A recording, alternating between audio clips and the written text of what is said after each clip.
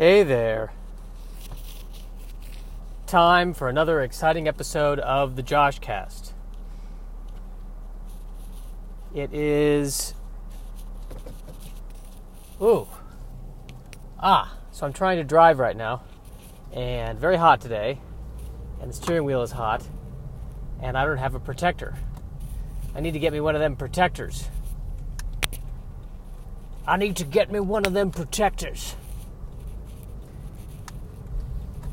Clancy, get in here. Mad Max is threatening our dominion. We gotta get a bunch of road warrior cars, trucks, get the guy who plays the guitar. We gotta get them together. We gotta stop this Mad Max. Because this is our part of the desert, man.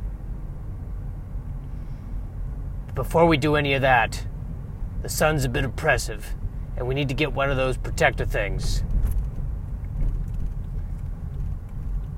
Like back before civilization crumbled, it was made out of plastic. But I think now that civilization has crumbled, and now that we're living in this post-apocalyptic rage world, I feel like the car protector thing, it should be made out of human skin. Are you in agreement on that, Clancy? So we need to rip off some human skin, but the problem is that's going to create a smell. Okay, so we're gonna skin somebody, and then put a lacquer on it. I think lacquer. Whenever you put lacquer on something, that helps with the smell. Do that, Clancy. Then we've got ourselves a protector.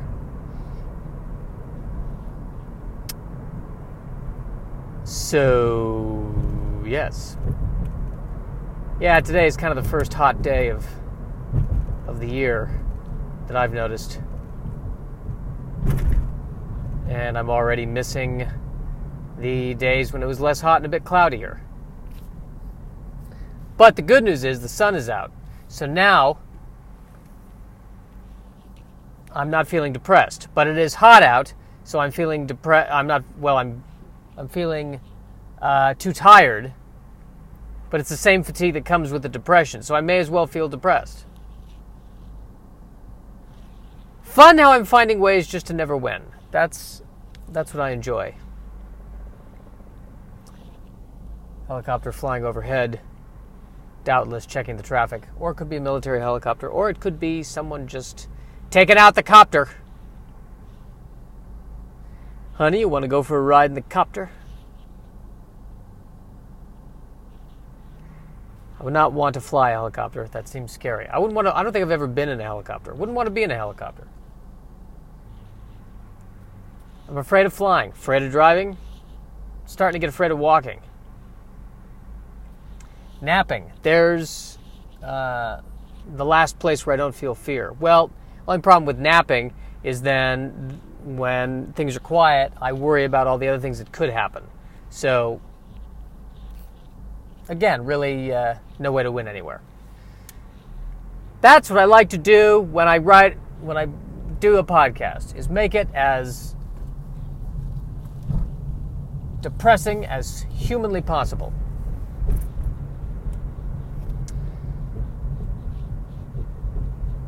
In the truck in front of me, there is a... First I thought it was just one balloon, but I think it's a plastic bag. And I saw the image when I thought it was one balloon in the truck. I thought, oh, that's a depressing image. Just a truck with one balloon in it. As if to say, I was gone are the days where I could really transport joy. There's so little joy left, as represented by this one balloon. Can I just say that balloons are weird? When I'm on the subject of balloons, the whole concept of a balloon. We're having a party. How are we celebrating? By blowing up a bunch of balloons. What does that signify? You see a balloon, somehow we've equated balloons with celebration. And it's almost become a Pavlovian dog thing. We see balloons, we feel celebratory. But that seems very arbitrary to me. I don't know where this I don't know where this tradition of using balloons has come in, but why does it have to be balloons? It could be anything. Just, you could take anything and put it into a party, any object, and if it's prevalent enough in enough parties, it seeps into the social consciousness, and then it becomes something that you have to have. We have to have end tables at this party. There have always been end tables.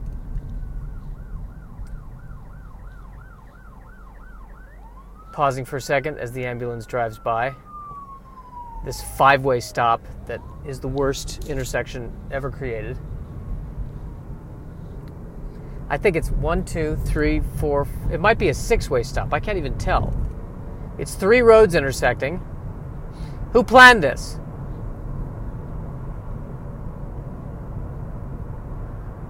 Gentlemen, I just want to let you know that we're all really excited that we've managed to figure out this 6-way intersection. We're having a little party. Will there be balloons? No, but there will be end tables. All right, I'll be there. I got the idea. If you can, here's the problem. Now I'm paranoid. Here's where my paranoia fits in. The idea of what I just said. The idea that balloons are only prevalent at parties because it's become a tradition. It's similar to a premise that Dane Cook was accused of stealing from Louis C.K., which is that you can name your child anything. Which in turn, because I was listening to Dane Cook's when he was on WTF, and Dane Cook was saying that he got that idea, or not even got the idea, but was inspired by a Steve Martin bit. And so now my question is it... So I guess what I'm going to do is I'm going to credit it. I'm just going to say, whatever I just came up with, I didn't come up with it. It was either Steve Martin or Dane Cook or Louis C.K. And I've taken that now and I've adjusted it to involve balloons. Just because I don't want to deal with the guilt. And I want to give credit where credit is due. Another thing I like to do, by the way, I like to come up with puns using the word Jew and different titles of things, and pretending that could be the title of my next autobiography. Giving credit where credit is due.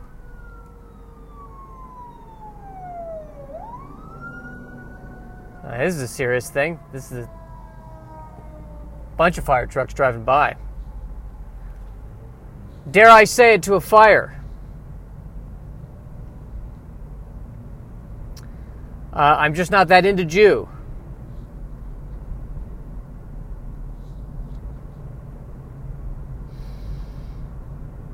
Jew of the Nile. You get the idea. That's what I like to do for fun.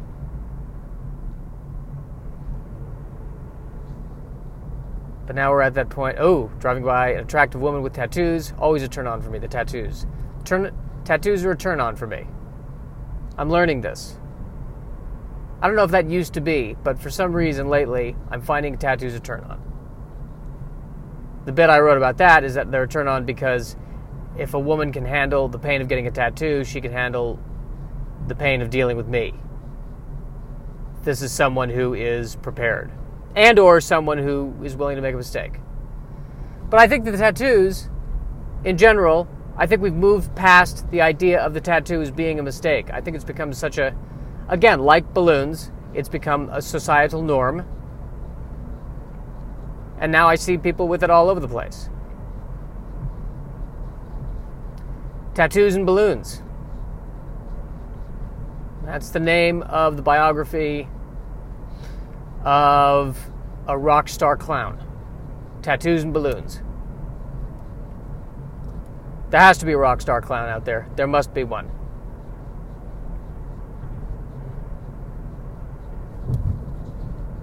My name is Nigel. By day, I'm a rock and rollist. Now people tell me that's not what you're supposed to call it. What you're supposed to call it is you're a musician, but I prefer rock and rollist. And then on weekends, I'm a clown. I go to birthday parties.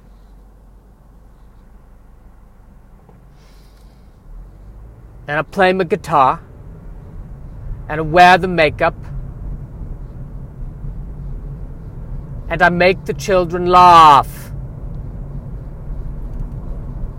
That's what I do. Rockstar Clown.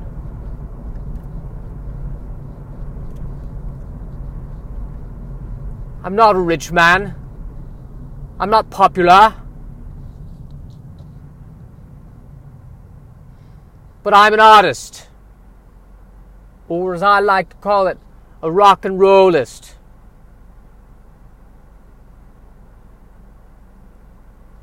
And to follow my passion. I like doing rock and roll. And I like making children laugh. Rock and roll clown.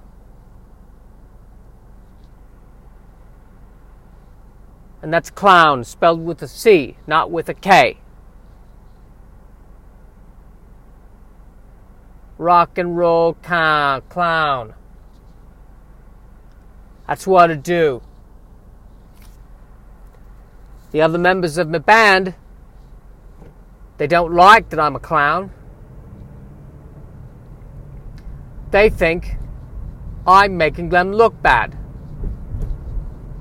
But I tell them,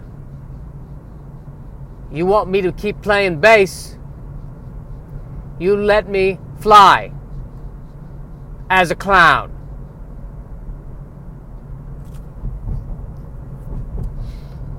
I was working a party last weekend. 6-year-old birthday. 6-year-old says, "You're not a real rock and roll guitarist." And I say, "Blimey, sure I am." And he says, "Prove it."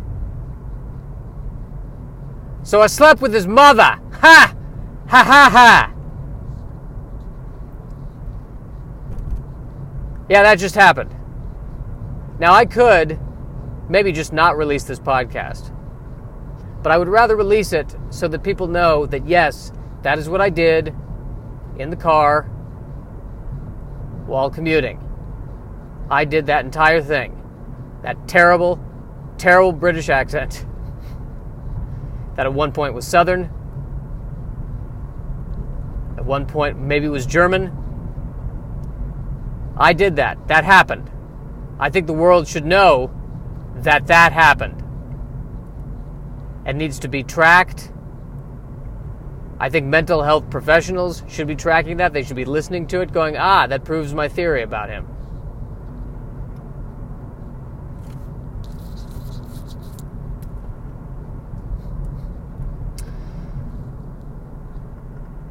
All right.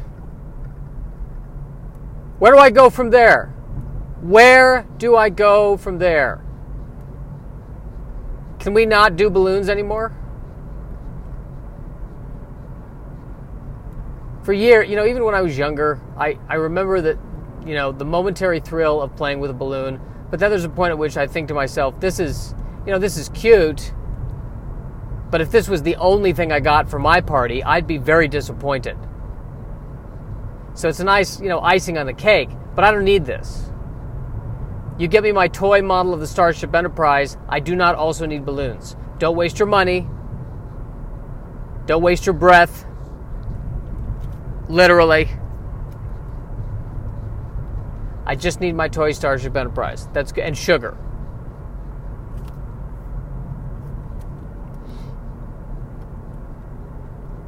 I think they use balloons to make piñatas, or at least when I was in elementary school, we blew up a balloon and made a paper mache thing. And the balloon was useful because it provided the shape, and then we put the paper mache on it. Paper mache, by the way, I remember this. I hated doing anything related to paper mache because I got my hands dirty.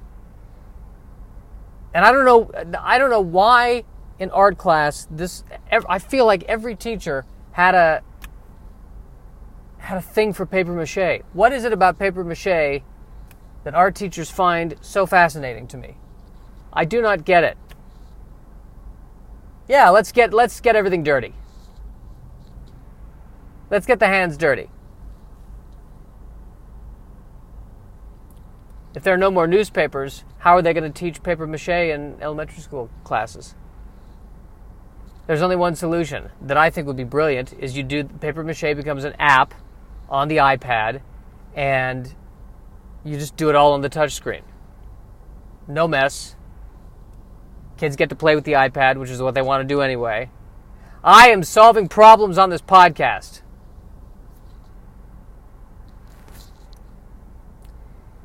Is it already 3:27? Am I that big of a failure? My plan was to get up at 9 in the morning. It's always my plan. Get up at 9 in the morning. Go work out. Sure. Go do my martial arts training on the mountain. Yeah, that's my plan. Write a novel. Sell $1 million worth of real estate. Have intercourse with several women. And perhaps 1 or 2 men, because I'm open to it. Then go back to bed.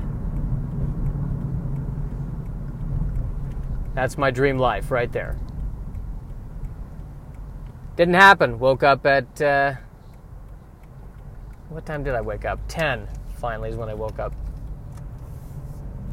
Threw everything off. Only got a couple pages out. But I'm doing this podcast.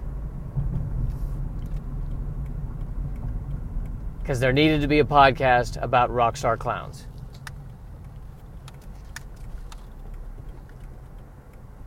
I wasn't very popular in school with the girls. I feel like when I try to do that accent, I'm hitting every 9th word too hard. And then everything else sounds mostly like an American.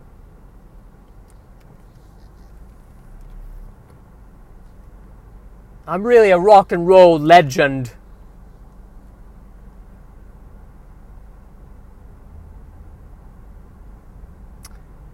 Currently in the parking garage, watching people try to park around each other.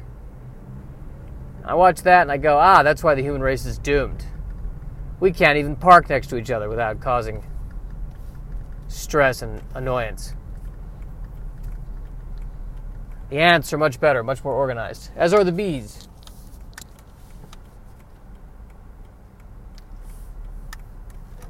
Not the kimono dragons. I think they kill and eat each other. They haven't worked out the social structure yet. Or maybe they have. Maybe that works for them. What happened to Bernie? Ate him. Oh. You gonna try to eat me? Not yet.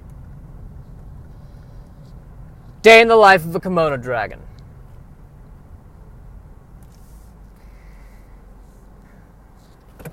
Well, I've known Reginald for 15 years. And then I ate him. Day in the life of a kimono dragon. Honey, you going out? Yeah, I'm going with Jim. Oh. Is Phil coming? No, we ate him. Oh, okay. Well, it was bound to happen. Kimono dragon living.